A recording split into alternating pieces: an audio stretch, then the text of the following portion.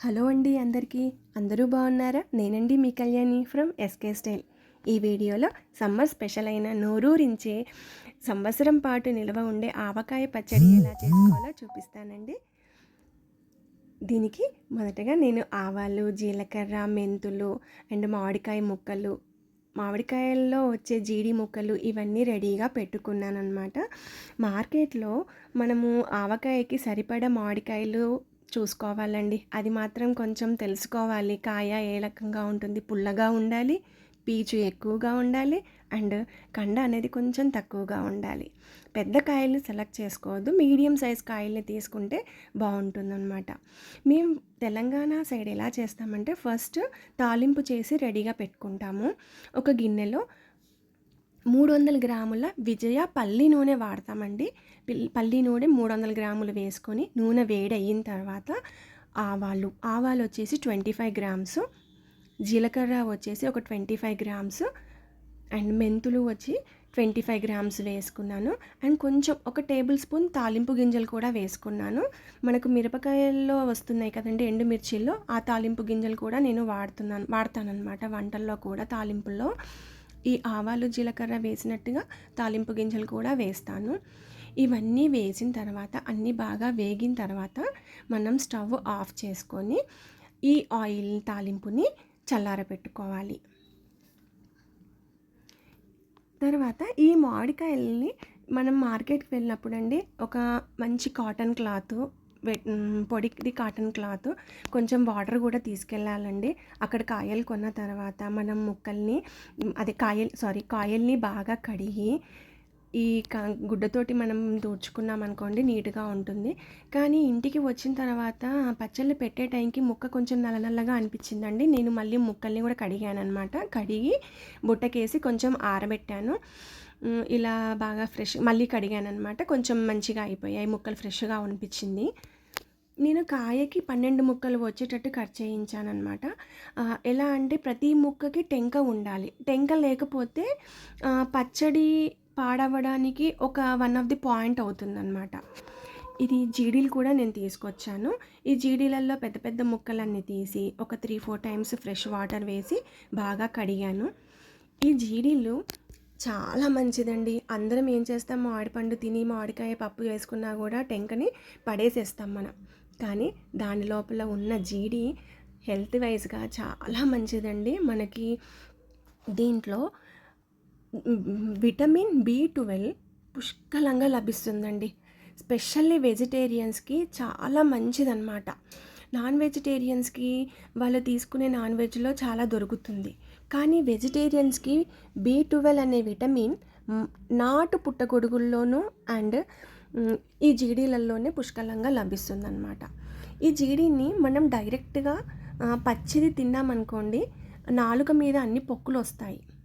So మనం ఇలా ఉడకబెట్టుకొని తినాలన్నమాట. నేను కొంచెం ఉడకబెట్టేటప్పుడు ఒక గుప్పెడు దొడ్డుప్పు వేసి 10 విజిల్స్ వచ్చే వరకు ఉడకబెట్టాను.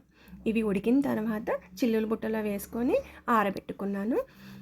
ఈ జీడీలు వచ్చేసి మనకు రెగ్యులర్ ఫుడ్లో కూడా యూస్ చేసుకోవచ్చండి. చిన్న చిన్న ముక్కలుగా కట్ చేసేసి ఎండలో ఎండబెట్టి మనం మిక్సీలో సన్న పౌడర్, ఫైన్ పౌడర్ లాగా చేసుకోవాలన్నమాట. ఈ పౌడర్ని మనం చపాతీలు చేసుకునేప్పుడు కూడా యాడ్ చేసుకోవచ్చు. పిండి కలుపుకునేటప్పుడు దాంట్లో వేసుకోవచ్చు. లేదు అంటే మనం కూరల్లో నువ్వుల పొడి, పల్లి పొడి వేసుకుంటాం కదా, అలాగే ఈ పౌడర్ కూడా ఒక 1 టేబుల్ స్పూన్ అట్లా యాడ్ చేసుకోవచ్చు అనమాట. తర్వాత తాలింపు చల్లారిపోయిందండి. నేను ఇలా జీలకర్ర, మెంతుల పొడి అండ్ ఆవపిండి అంటే పచ్చి ఆవాలు బాగా ఎండలో ఆరపెట్టేసేసి మిక్సీ తిప్పుకొని పౌడర్ చేశాను. నేను ఇంట్లోనే ప్రిపేర్ చేసుకున్నాను.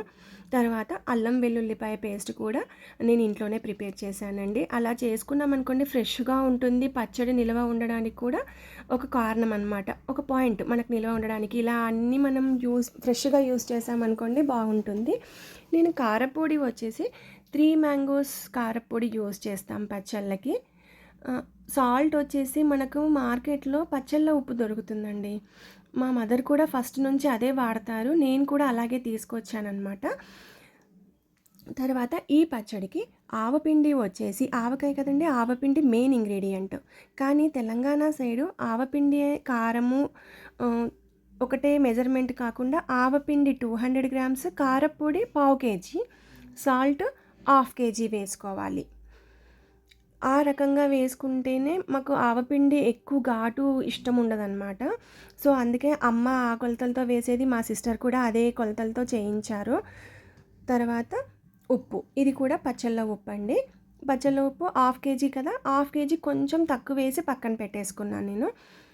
తర్వాత 2 టేబుల్ స్పూన్ల జీలకర్ర మెంతుల పొడి. జీలకర్ర మెంతుల పొడి కూడా జీలకర్రను సపరేట్‌గా, మెంతులు సపరేట్‌గా వేయించుకొని 2 కలిపి పొడి చేసి పెట్టుకున్నాను.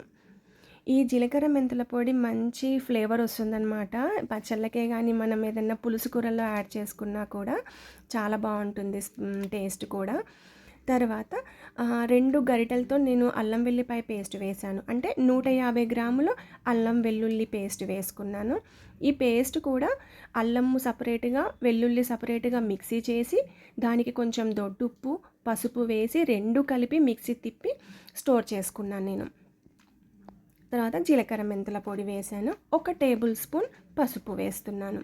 ఈ అన్ని పౌడర్స్ ఇప్పుడు మనం తాలింపు పెట్టుకున్నాం కదా ముందుగా, ఆ తాలింపులో బాగా కలుపుకొని పెట్టుకోవాలన్నమాట. ఈ కారము, ఉప్పు, ఆవపిండి అన్నీ కలిపి. తర్వాత అల్లం వెల్లిపాయ పేస్ట్ చేసుకున్నప్పుడు దొడ్డుగా వచ్చినవి లావు లావుగా వెల్లుల్లిపాయలు ఉంటాయి కదండీ! అవన్నీ పక్కన పెట్టాను. కొన్ని వెల్లుల్లిపాయలు, ఉడకబెట్టుకున్న జీడీలు, కారానికి అంటే గ్రేవీ ఉంది కదండీ! ఇప్పుడు ఈ పేస్ట్ అంతా దీనికి సరిపడా ముక్కలు వేసామనమాట. మేము కారము, ఉప్పు కొలతల్లాగా, ముక్కలు కొలతల్లాగా వేయము. దీనికి సరిపడా వేసుకుంటాం. మాకు కొంచెం గ్రేవీ ఎక్కువగా ఉండాలి, ముక్క తక్కువగా ఉండాలన్నమాట. ఇది నిల్వ ఉంటుందండి. మేము ప్రతి సంవత్సరం ఈ ప్రాసెస్తోనే పెట్టుకుంటాము. మీరు ఒకసారి ట్రై చేయండి. చాలా బాగా టేస్ట్ ఉంటుంది. 1 ఇయర్ పైన కూడా నిల్వ ఉంటుందండి. ముక్క కూడా బాగుంటుంది. మీకు కలర్ కూడా తేడా ఏమీ రాదండి. 3 మ్యాంగోస్ పౌడర్ వేసుకోవడం వల్ల మనకు కారం, మంట అనేది కూడా రాదనమాట. కమ్మగా ఉంటుంది. మేము తెలంగాణ సైడ్ ఏంటంటే ఈ పచ్చడి కలుపుకున్నప్పుడు ఇప్పుడు మ్యాంగో సీజన్ కదా! ఆవకాయకి, అల్లం ఆవకాయకి మ్యాంగో ముక్కలు పెట్టుకొని తింటామనమాట. ఇది కారం కారంగా, అది స్వీట్ స్వీట్‌గా తగులుతూ ఉంటుందనమాట. చాలా యమ్మీగా ఉంటుంది. పిల్లలు కూడా చాలా ఇష్టంగా తిన్నారండి. పచ్చళ్ళు తింటారో లేదో అని భయపడ్డాను కానీ తింటున్నారు. అండ్ ఇది మా సిస్టర్‌కి, నాకు కలిపి చేస్తున్నాను. తనకి యూఎస్‌కి పంపించాలన్నమాట. సో, ఎప్పుడూ అక్క ఉన్నప్పుడు అక్క దగ్గరనే చేసేవాళ్ళము. కానీ ఇప్పుడు నేను ఫస్ట్ టైం ఓన్‌గా అన్ని ఇంగ్రీడియెంట్స్ తెలుసుకుంటూ చేశాననమాట. ప్రతి ఒక్కటి నోట్ చేసుకొని నెక్స్ట్ టైం ఏ ఇబ్బంది రాకూడదు అని చెప్పేసి అనుకున్నాను. బట్ ఏ ఇబ్బంది రాలేదండి. ఈసారి కూడా చాలా బాగా టేస్ట్ వచ్చింది. చాలా బాగుంది ఆవకాయ పచ్చడి కూడా. అండ్ నా ఛానల్ని సబ్స్క్రైబ్ చేయని వాళ్ళు సబ్స్క్రైబ్ చేయండి, లైక్ చేయండి, షేర్ చేయండి. ఏదైనా ఉంటే నాకు కామెంట్స్లో చెప్పండి. ఇంకా పచ్చళ్ళు రెసిపీస్ ఏమైనా షేర్ చేయాలి అంటే కూడా చెప్పండి. నేను ఇంకా అల్లం ఆవకాయ, ఉప్పు ఆవకాయ, ఇంకొకటి స్వీట్ ఆవకాయ కూడా పెట్టానన్నమాట. అవి మీకు వెంటనే తొందరలోనే మీకు షేర్ చేస్తాను ఆ వీడియోస్ కూడా. ఈ ఆవకాయని మేము జొన్న రొట్టె ఉంటుంది కదండి, వేడి వేడి జొన్న రొట్టెకి పల్లి నూనె వేసుకొని ఆవకాయ పెట్టుకొని, ఆవకాయని పల్లి నూనె 2 కలిపి ఆ రొట్టె మీద మొత్తం స్ప్రెడ్ చేసేసుకొని అలా ఫోల్డ్ చేసి పట్టుకొని తినేవాళ్ళమండి చిన్నప్పుడు. చాలా బాగుంటుంది జొన్న రొట్టెకి కూడా ఇది రాసుకొని తింటే చాలా యమ్మీ టేస్ట్ ఉంటుంది. అండ్ పచ్చడి మళ్ళీ 3వ రోజు మళ్ళీ ఒక గిన్నెలోకి తీసుకొని బాగా కలిపి ఒకసారి అన్నంకి కలుపుకొని టేస్ట్ చూశానండి. అంత పర్ఫెక్ట్‌గా ఉంది. ఆ పిండి ఏంటి, ఉప్పు, కారం చాలా బాగుంది. పిల్లలైతే చాలా బాగా ఎంజాయ్ చేశారు తిన్న తర్వాత. ఇంకా ఆవకాయనే పెట్టాలి అని అన్నారు. చాలా బాగుందండి టేస్ట్ వచ్చేసి. ఫస్ట్ టైం ట్రై చేసినందుకు ఏదైనా మిస్టేక్ అవుతుందేమో, టేస్ట్ ఎలా వస్తుందో అని చెప్పేసి అనుకున్నాను. అంటే పక్కన మా సిస్టర్ ఉన్నారు. కానీ నా చేత్తో ఓన్గా చేసేసరికి చాలా హ్యాపీగా అనిపించింది.